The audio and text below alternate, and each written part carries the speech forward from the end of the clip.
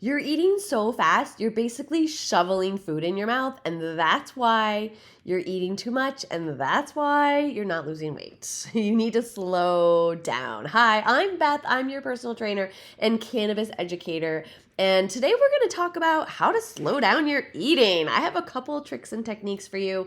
And of course, we're going to talk about how cannabis can be involved, which I know sounds a little counterintuitive because of the munchies. But if you've been following me, and if you are, thank you, you know I talk a ton about the munchies and how that's not what's causing you to overeat. And today we're going to talk about how eating too fast and not slowing down is causing you to overeat, right? I have watched people and work with people eating for decades, and I know firsthand that most of you are not eating slowly, you're not eating mindfully, you're shoveling food in, you're listening to your eyes.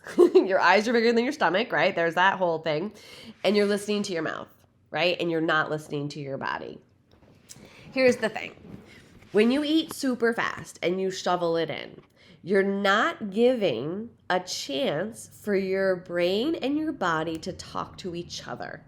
You're not giving your body enough time to register that you actually ate food and that you're satisfied.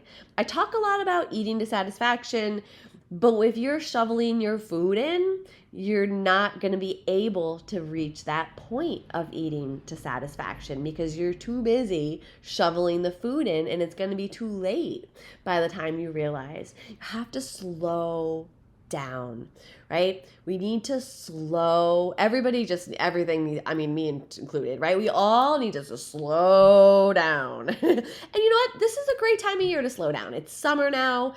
We're going to be eating outside and going to picnics and parties and vacations. In fact, eating slowly is easier for me when I'm out of the house.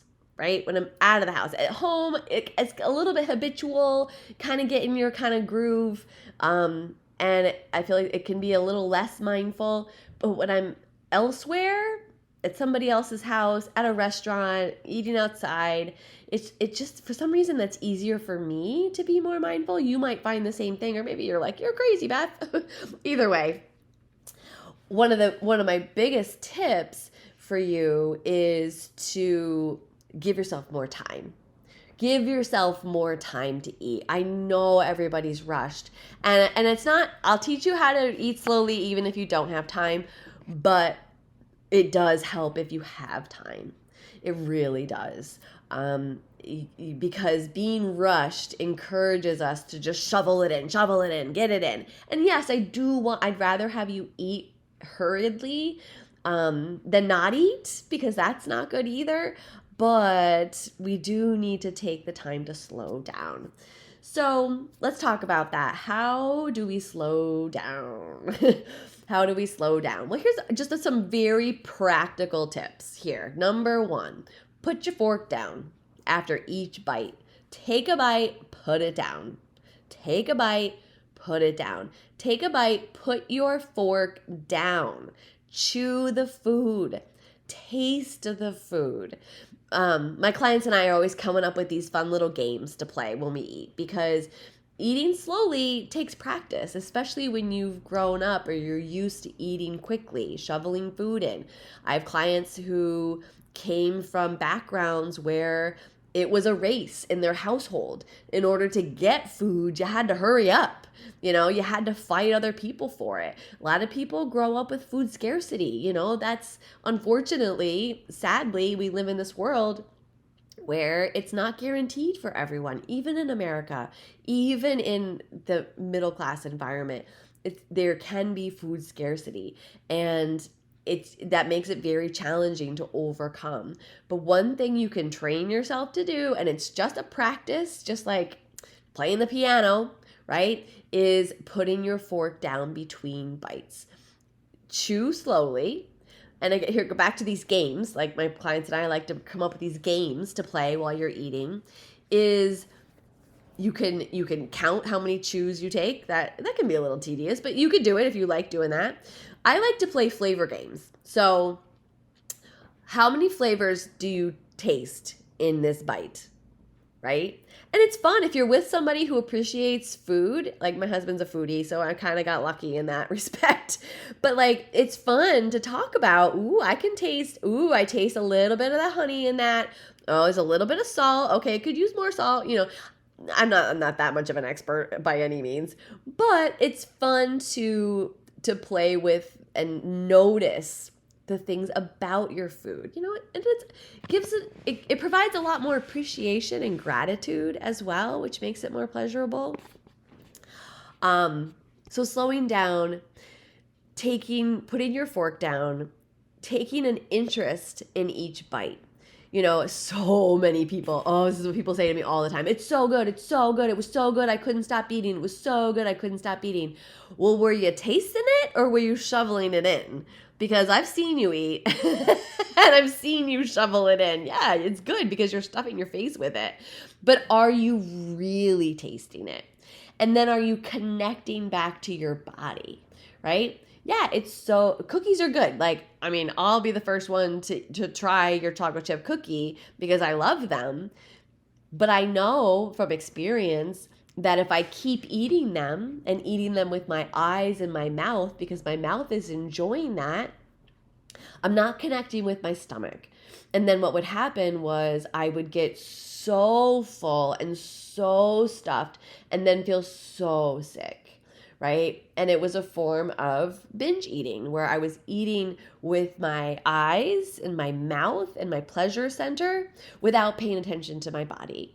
And we really have to pay attention to all of that. We have to you can definitely enjoy the pleasure of food, but you have to stay in your body as well, because at the same time, your body is registering what's happening. It's actually taking the food, right? And you can end up super stuffed. So that's why I teach eating to satisfaction, eating to fullness, or about 80% of fullness, and learning what that feels like in your body, right? Another fun technique is the first 4 bites. Right? The first 4 bites of when you eat something, and this is not scientifically, this is just kind of a fun tool / exercise that is, prevalent in the fitness community, is let's talk about the first 4 bites, right? The first 4 bites of anything, right? So say you have a piece of cake, for example.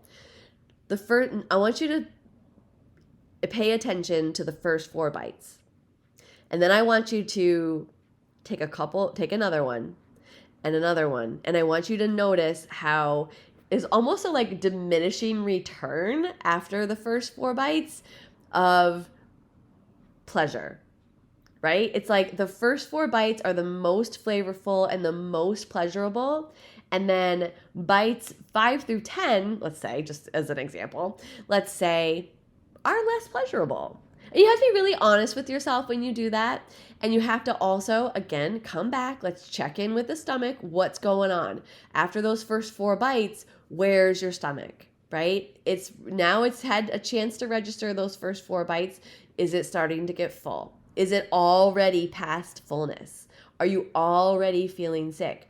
Again, most people, we're just shoveling. We're not counting them. We're not stopping after 4 to check in. We're not anywhere registering it. We're just shoveling because it's pleasurable in our mouth. But what happens when it gets past the mouth and into our stomach? One of my favorite techniques to stay more present and eat slower is to stop halfway. Pause. Let me say that again. One of my favorite techniques is to pause halfway. Pause. I'm not saying stop, right? I'm saying pause. It's a check-in. Because halfway, right, at that point you've been able to consume some to give you some pleasure, to give you some satisfaction, because you're probably hungry if you were eating, right? And halfway, it's just a nice break. You can put your fork down at that point. You can take a breather, you can push the plate away, whatever makes sense, and just gather yourself for a second. Take a deep breath. Check in with your stomach. Where is the food? Is it in your stomach? Are you starting to feel full, or are you still super hungry? Where are you? It depends on what you're eating, depends on your state, it depends on what day it is, it depends on what time it is. Any array of these things can affect you, right? So my point is, you have to check in and find out. Check in and find out. You don't know until you stop and check in and find out. And it's really easy to keep eating and end up super stuffed and super full, right? In fact, it's one of my red flags when people say, oh, I was so full and so stuffed. It's a red flag for me because my brain goes, well, you didn't stop and check in. You didn't ask your body what was going on. You just ate, you just shoveled it in your mouth because it tasted good. And I'm not against pleasure in food. Trust me, I am not against pleasure in food. I'm against hurting your body, right? Because does your body really love it when you stuff it so much you have to unbutton your pants? Does your body really love that? Does that really feel good for you? You know, I mean, if you get honest with that answer, the answer is probably no. You know, the people that I work with are experiencing discomfort from eating too much, major gastrointestinal discomfort, you know, bloating, constipation, puffiness, just not feeling good in their body. And I'm like, well, here's a technique. Why don't you try in the future stopping halfway and checking in with your body and see where it's at before you go any further? Because you could be fine and your body could be like, yeah, give me more, give me more. I'm saying your body could be saying that, not your brain, not your mouth, your body. That's what we're listening to. Because if you listen to your brain's like, yeah, man, sugar, yeah, salt, yeah, fat, it's so delicious, right? Your brain's like, yeah, yeah, yeah. Your mouth is like, oh, give me more, give me more, give me more. But what is your body saying? And when I talk about body, in this specifically with food, I'm really talking about your stomach, right? Your whole gastro process, right? Is there food sitting in your esophagus? Ever have that feeling? Where like it just sits there because you're full. It's because your digestive system can't keep up with the rate that you're eating because you need to slow down. If it's sitting in the stomach, like under the ribs there, that top of the stomach part, you know, and it's sitting there and that's uncomfortable, slow down. That means maybe that halfway check-in is a good idea for you. Maybe putting your fork down and eating slower will allow that food to move further so that maybe you get to eat more, you know? Maybe that works out better for you because you get more pleasure. You lengthen and elongate the amount of pleasure that you're getting from the food, right? Instead of shoveling it super fast and then getting super full and being uncomfortable, right? What I find through myself and my clients is that the more we slow down, the more we check in with our stomach along the way and take it with us and make that a priority, the more naturally our weight stays where we want it, right? And again, that for you, that might be losing weight or it might be just maintaining your weight. But it is a lot easier to lose and maintain when you're following what your stomach and your intestinal system can handle instead of eating with your eyes or your mouth and shoveling in food. So those are just a couple of my quick tips. Again, I'm going to review them. How to slow down, how to eat slower. Well, one, give yourself time. Try not to rush and skip meals. I'm a big planning proponent. So like I have like prepackaged snacks. Like there's some protein bars that I like that I keep in my bag. I love a banana to throw in my bag, things that are easy and portable to just have in case you are hungry and you can't stop and eat slowly, you have a snack, right? So you have time, not skipping meals, not rushing around and losing time to eat. Putting your fork down between bites, that's a great technique. The first four, paying attention to the first 4 bites and then stopping and seeing where you're at. Right? Noticing if bites 5 through 10 give you as much pleasure as 1 through 4, and maybe 1 through 4 is what you need, and 5 through 10 isn't, just as an example. Pausing halfway, taking a break halfway through whatever you're eating, just to check in with your stomach. But ultimately, it's all coming back to checking in with your stomach, checking in with your body. How are you feeling? and I say stomach for most people. My husband gets this weird thing where, like, if he eats too much, his shoulder starts to feel weird. So I'm not going to say that for you, it's definitely going to be one specific thing. I'm saying what you should do is scan your body and just notice what's going on, right? Here's an extreme example. If you're allergic to a food, you will have a reaction in your body that is so intense that you cannot ignore it. That is your body's way of saying, stop, get that food out of me. I cannot handle this, right? And your body speaks to you in other ways. It's just that if you're not allergic to it, it's just not as loud, right? So you just have to listen. So coming back, checking in with the body to see what's going on and checking in with your stomach. So if you're a fast eater and you tend to shovel it in and you're wondering why you can't lose weight, you feel like you're stuck in a cycle of binge eating maybe or overeating in general, then try these different things. Now, I would be remiss if I did not mention cannabis. Probably should have mentioned it earlier, but here's the thing about cannabis.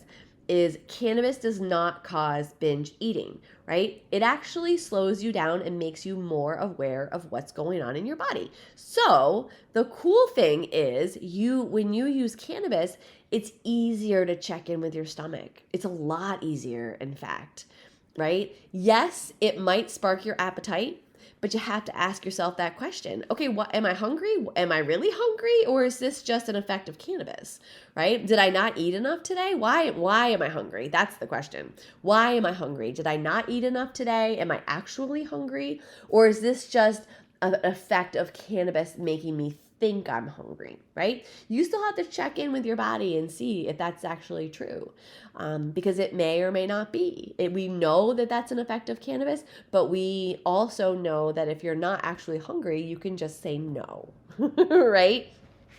The cannabis doesn't have control over you. You still have control over it.